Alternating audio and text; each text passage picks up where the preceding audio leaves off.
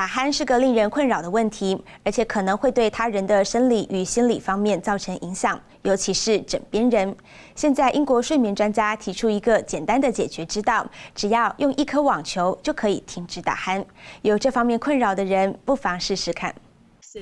英国一家独立电视台的晨间节目最近邀请到英国睡眠专家博斯托克分享解决打鼾问题的诀窍。博斯托克声称，用一颗网球就能立即让打鼾者停止制造噪音。他指出，就长期而言，运动、减重和避免抽烟和睡前喝酒都能缓解打鼾的问题。而一个比较快的解决方法就是不要仰睡，改成侧睡。他还提到，能让人保持侧睡的任何方法都应该有效，比如说， 把一颗网球塞进睡衣的背部，会让人仰睡时感到不舒服，就会改成侧睡。据他表示，英国目前的封城措施，人们都关在家里，减少户外活动，进而使打鼾的人越来越多。如果有打鼾困扰的观众朋友，不妨参考看看。